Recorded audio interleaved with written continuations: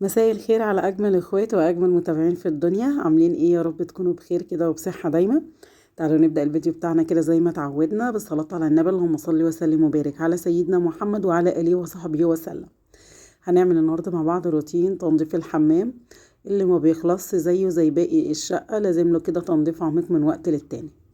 تعالوا بقى هنا، انا كنت بلم الستاره وبحاول على قد ما اقدر ان انا ابعدها كده وارفعها على الماسوره عشان ابتدي ان انا انضف بقى واغسل الحمام براحتي، وبعدين نبقى ننزل الستاره في الاخر بعد التنظيف. اتمنى الفيديو بتاع النهارده يكون عجبكم. هنا هبتدي بقى ان انا نغسل بقى الحمام. معايا بقى اريال، معاكم صابون، معاكم برسيل جل، اي حاجه تقدروا ان انتوا تغسلوا بيها الحمام. وبعد ما تخلصوا تقدروا ترشوا كده معطر جو في الحمام، او ان انتوا طبعا تحطوا في حاجات مخصصة كده للحمام بتعمل ريحة حلوة. طبعا طول ما انتوا ايديكوا في الحمام بيفضل طول الوقت ريحته نظيفة. فانا كده بدأت بالمسحوق بتاعي، ومعايا الاسبونشة المخصصة لغسيل السيراميك او لغسيل التنظيفات بتاعة الحمام. طبعا لازم يكون حاجة مخصصة للحمام وبس، ما ينفعش ان احنا نعمل بقى اي حاجة تانية. لازم تكون الاسبونشة اللي بتستخدميها للحمام وبس. ماشي، الاسبونشة فيه دي داخلها سلك، يعني مش اسبونشة ناعمة وخلاص، لا مش هتنضف كده. الاسبونشة دي النوع بتاعها اللي هو داخله سلك، يعني اسبونشة اللي هي السفنجة وسلك في نفس الوقت. بحبه قوي طبعا عشان ينضف معايا السيراميك. بدأت بقى كده يا جماعة حتة حتة كده بقى في الحمام. نبتدي كده زي الشطار نغسل كل ركن كده في الحمام. بدأت ان انا اغسل السيراميك. غسلت السيراميك اللي هو في الوش عند الدش، والسيراميك اللي هو عند الشباك، وكمان السيراميك هنا اللي جنب السخانة اللي بعمله دلوقتي. والركن اللي هو بين، يعني نحاول ان احنا نجيب برضو الاركان اللي هي بتاعت السيراميك اللي في الجنب دي. المهم يطمنوني عليكم، عاملين ايه؟ يا رب تكونوا بخير كده.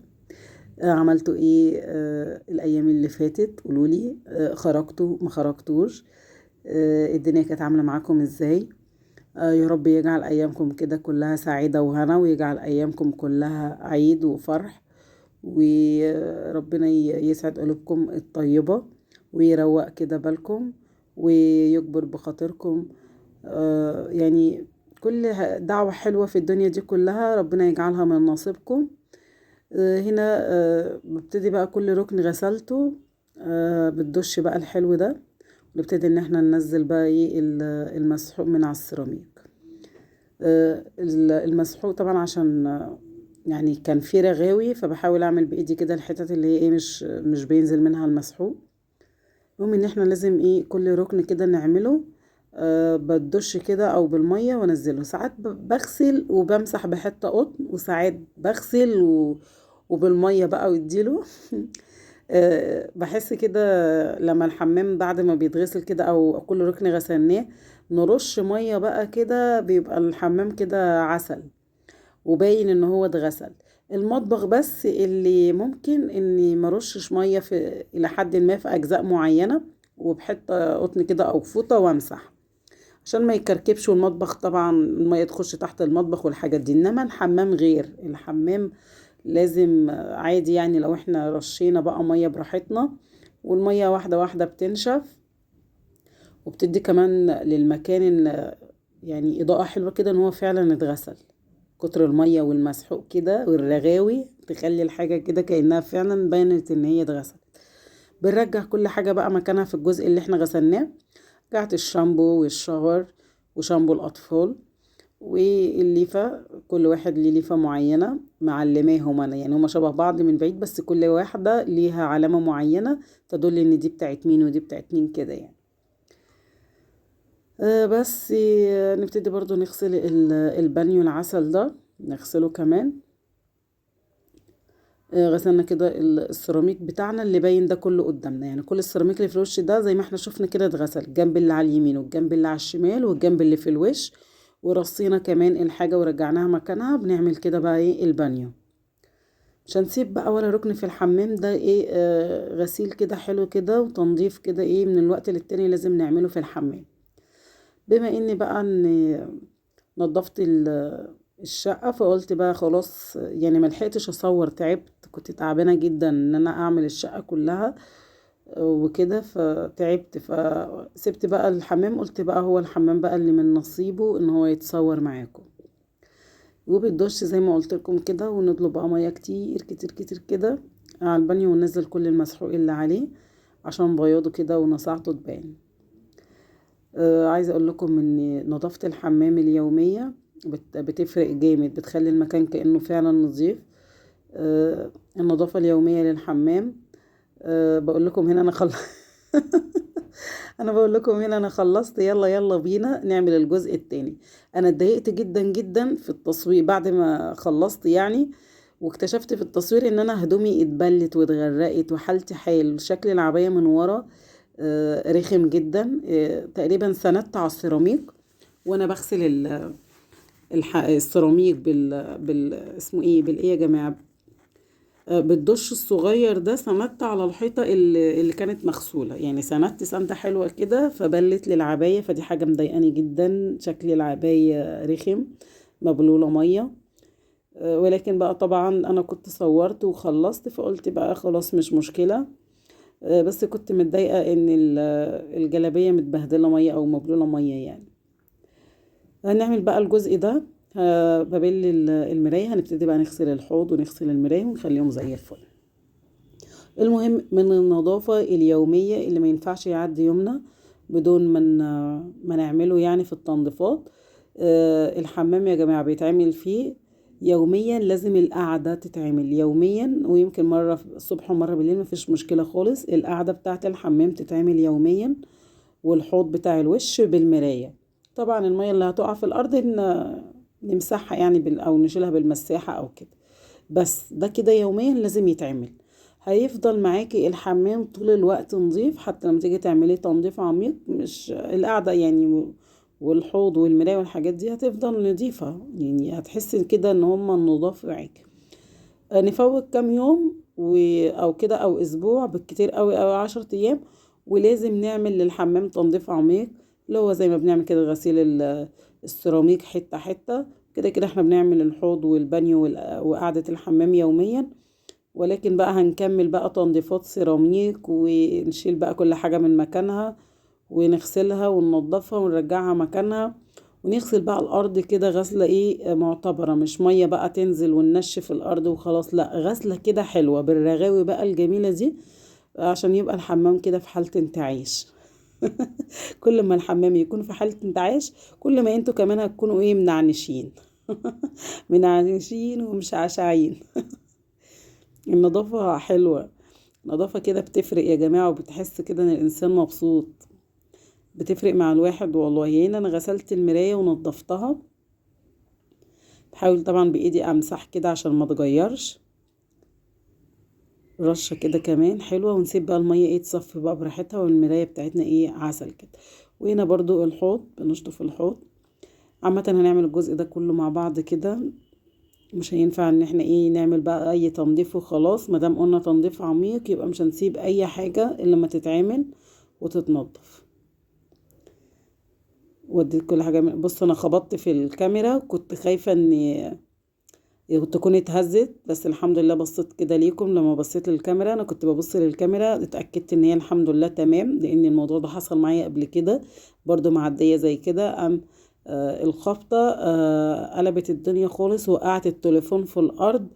ودي ساعتها كان السكرينة او الشاشة والله مش فاكرة اتشرخت، والستاند اتكسر منه حتة. فحمدت ربنا، انا بصيت كده لقيت الكاميرا مكانها، ضحكت ابتسمت كده، ياه الحمد لله التليفون مكانه والستاند مكانه والدنيا تمام. هنا بنعمل بقى الجزء اللي في الوش بتاع السيراميك ده. فعملنا المراية وعملنا الحوض، نعمل كمان الجزء اللي انا شغالة فيه ده، وعملت الجزء اللي في الوش. يعني عملنا الجزء ده كله كده تنظيف.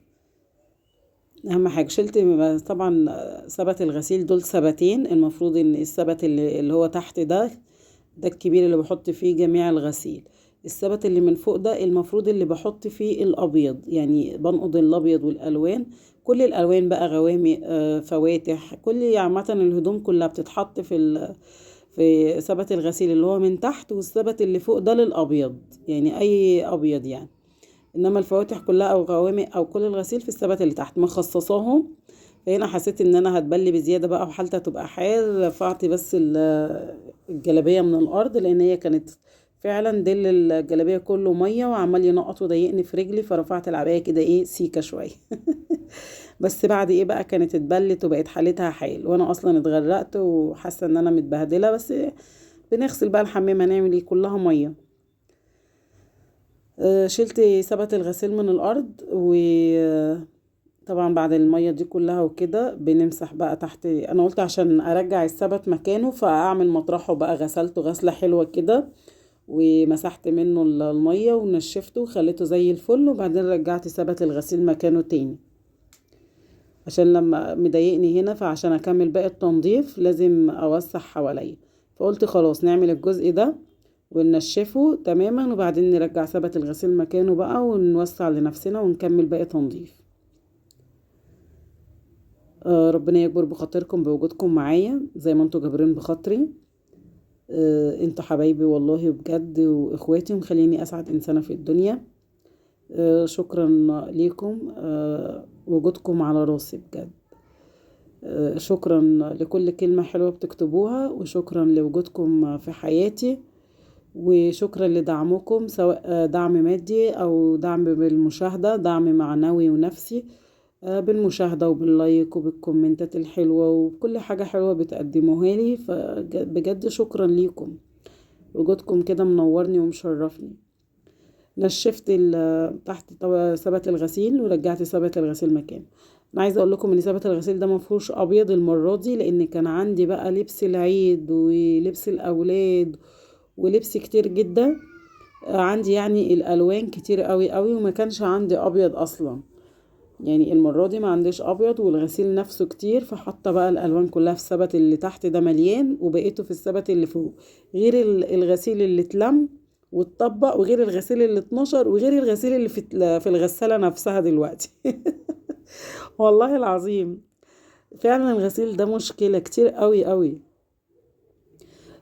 هنا بقى الاريال بقى والرغاوي الحلوة بتاعتي بقى، وبالمقشة، ونبتدي نغسل كل ركن في الأرض، نخلي الأرض كده بتبرق.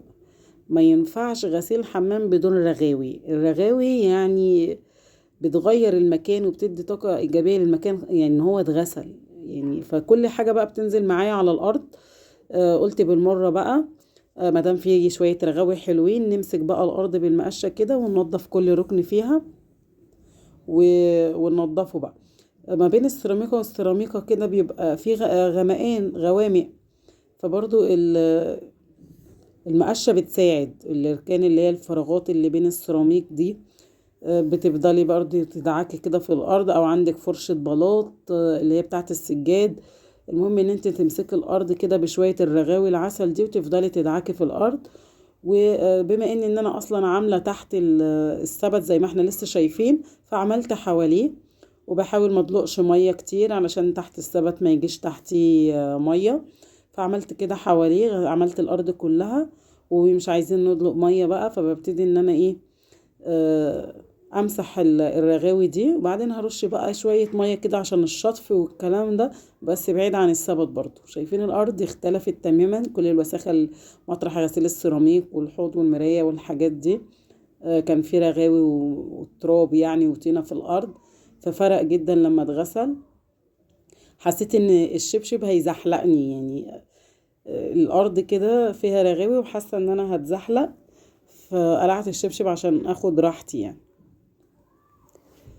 شايفين دي العباية عاملة ازاي، كانت المية دي مخلية الجلابية نفسها تقيلة، فمضايقاني قوي بصراحة، واتغرقت واتبهدلت وكانت حالتي حيال.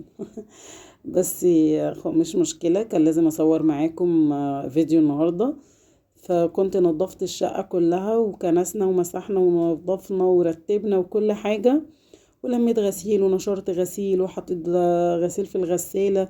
فيومي كله خلص، ما كانش ناقص غير حاجتين، الاكل في المطبخ، ان انا اطبخ وان انا اصبن الحمام. فانا اخترت ان انا اصبن او اغسل الحمام معاكم.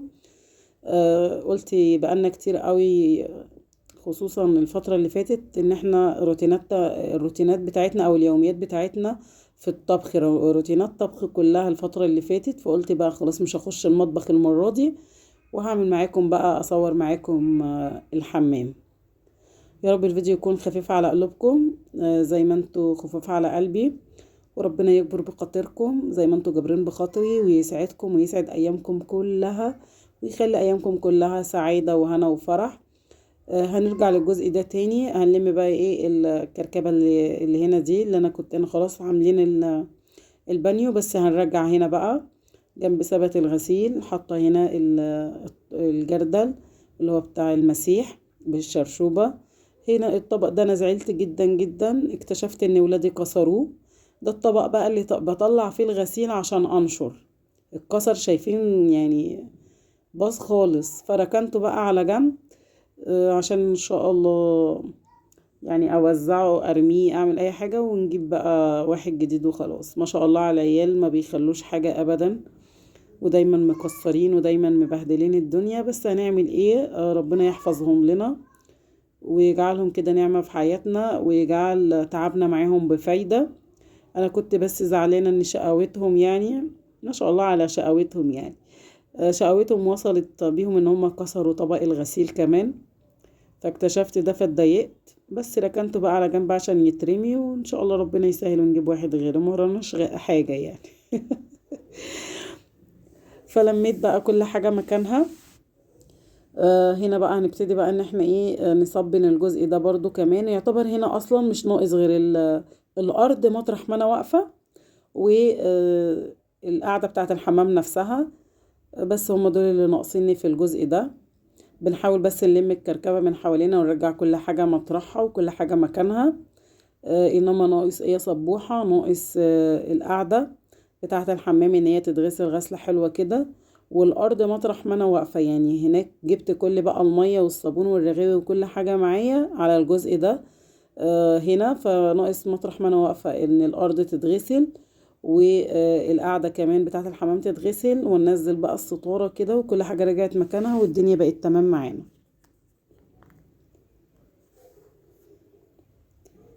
يا صبوحة، يا صبوحة تسلم ايدك. محدش قال لي ليه تسلم ايدك، محدش قال لي تسلم ايدك يا صبوحة. خلاص اقول لنفسي انا تسلم ايدك يا صبوحة، ويسلم عمايلك الجميلة.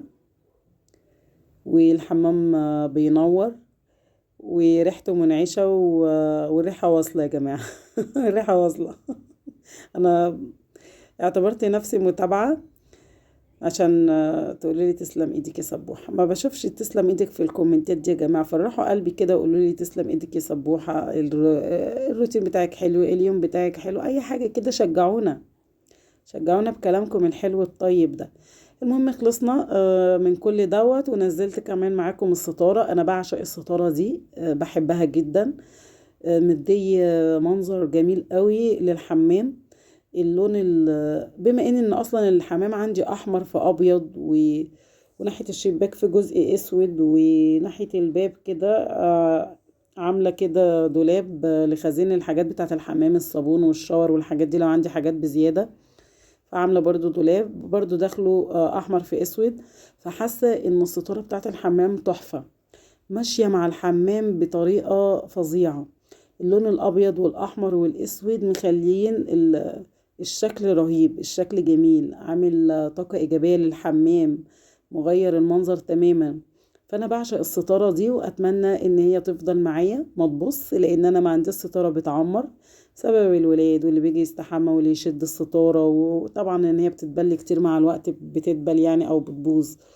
فبصراحة اتمنى ان هي تعيش معايا، لان انا مش هعرف اجيب شبهها تاني، بما ان هي عجباني يعني.